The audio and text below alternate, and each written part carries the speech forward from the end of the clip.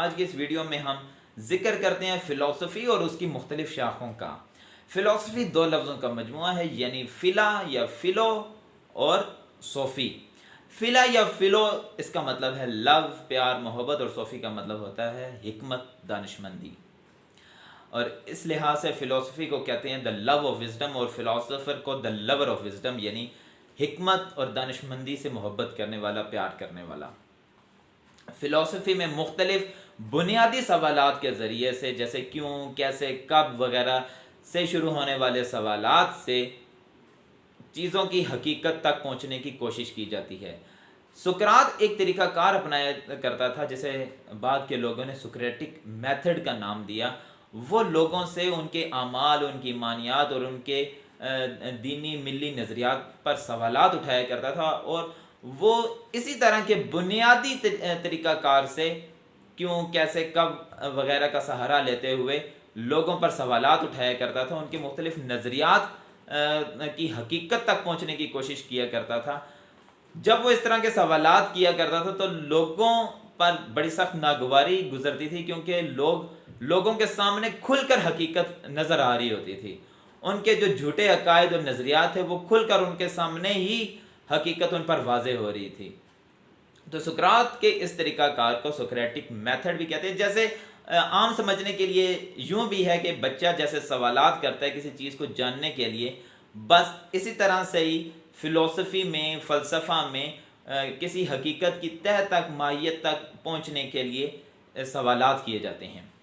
فلسفی کی مختلف شاخیں ہیں۔ اس کی جو پہلی شاخ ہے وہ اپسٹیمولوجی ہے۔ یہ علم سے متعلق بحث کرتی ہے کہ علم کون سا حاصل ہونا چاہیے، کون سا علم اچھا ہے، کون سا علم برا ہے۔ ان سارے مباحث اور بحثوں کا تعلق اپسٹیمولوجی سے ہے۔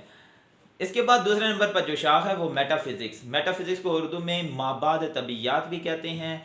اس کا تعلق ہماری دنیا سے ماورا ہے، یعنی فزیکل ورلڈ سے ماورا تعلق ہے۔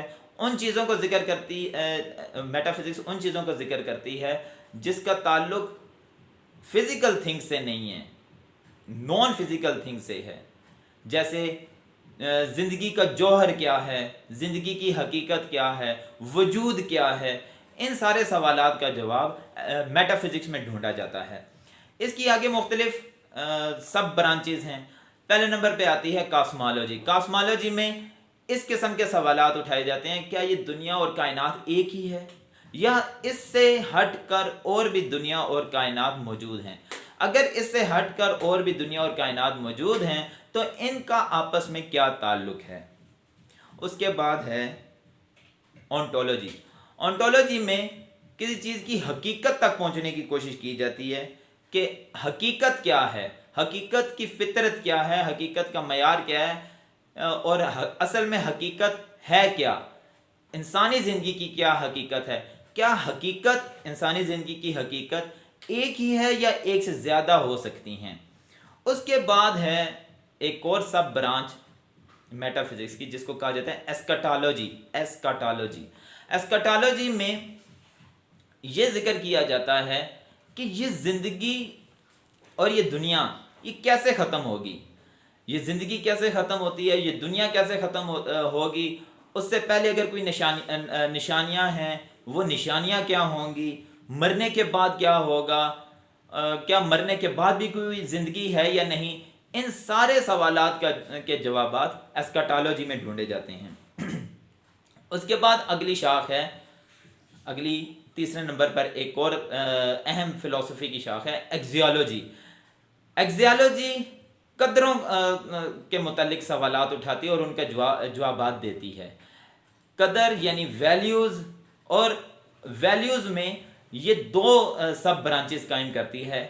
ایک ہے ایتھکس، یعنی اخلاقیات کیا ہیں، اخلاقیات کے معیار کیا ہوں گے، یہ چیزیں ایتھکس میں آتی ہیں، یعنی ساری کی ساری اخلاقیات، موریلٹی ایتھکس میں لائی کرتی ہیں کہ ایتھکس کیا ہیں اور ان کے کیا کیا سٹینڈرڈز ہیں، پیرامیٹرز ہیں، ان کے کیا کیا معیار ہیں۔